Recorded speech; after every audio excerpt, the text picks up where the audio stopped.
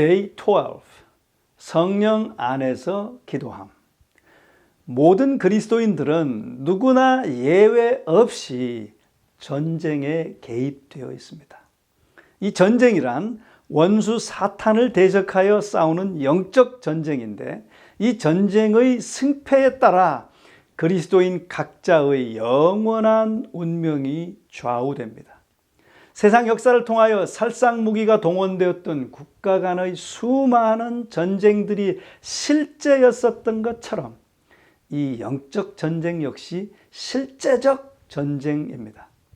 이 전투는 또한 하나님의 왕국과 흑암의 왕국 간의 싸움입니다. 사도 바울은 그리스도인 각자가 이 싸움을 몸소 감당해야 한다는 뜻에서 씨름이라는 단어를 사용했습니다. 우리의 씨름은 혈과 육에 대한 것이 아니요, 정사와 권세와 이 어두움의 세상 주관자들과 하늘에 있는 악의 영들에게 대함이라. 전쟁에서 승리하기 위해 그리스도인들이 반드시 구비해야 할 하나님의 전신갑주에 관하여, 또 전투에 임하는 신자들이 취해야 할 공격과 방어에 관해 이야기하면서 결론으로 사도 바울은 다음과 같이 말했습니다.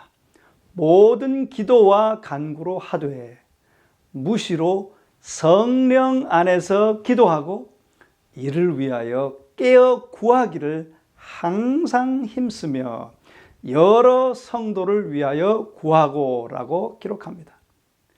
이 말씀에서 바울이 무시로 기도하라라고 명령법을 사용했다는 점을 주목하면 좋겠습니다.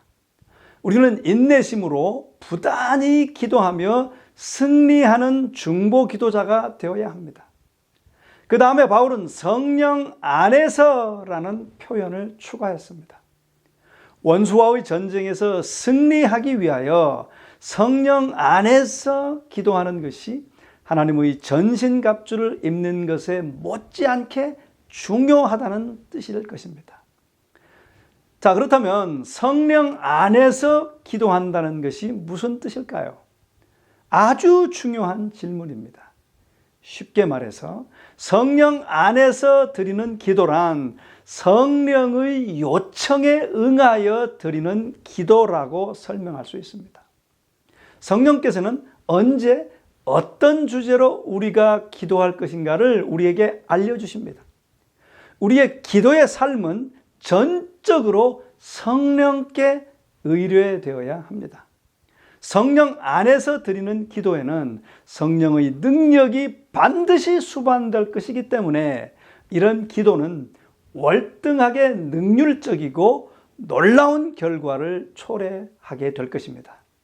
그런데 성령 안에서 기도하려면 우리는 먼저 성령의 침례를 경험해야 합니다.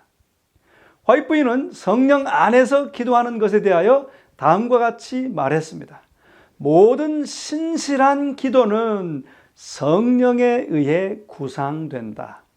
하나님께 간합되는 기도는 바로 이런 기도다.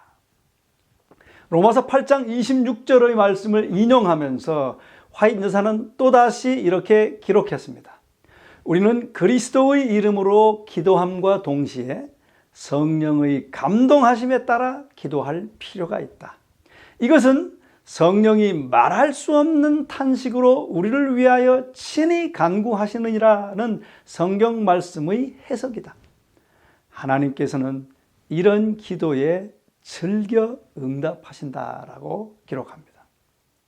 여러분, 우리에게 기도하라고 청하시는 분은 성령이십니다. 먼저 성령께서 우리의 기도가 절실히 필요됨을 우리에게 알려주십니다. 그리고 하나님께서 우리가 드리는 기도에 응답하시고 개입하시기 위하여 기다리고 계십니다. 예수께서 베드로를 위해 기도하신 사례가 바로 그러한 경우에 속합니다.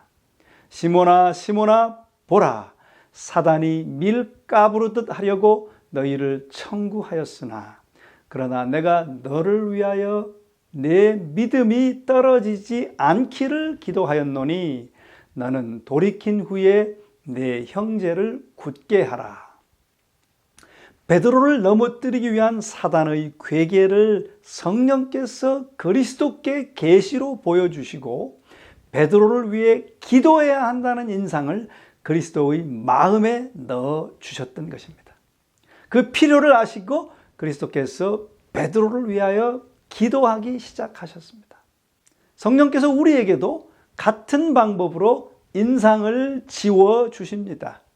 우리에게 종종 어떤 사람들을 위해 기도하고 싶은 마음이 생기는 것은 성령의 속삭임의 결과입니다. 이때 우리의 기도가 왜 필요되는지 그 이유가 알려지지 않더라도 성령의 요청에 즉시 응하여 기도하는 것은 매우 중요한 것입니다.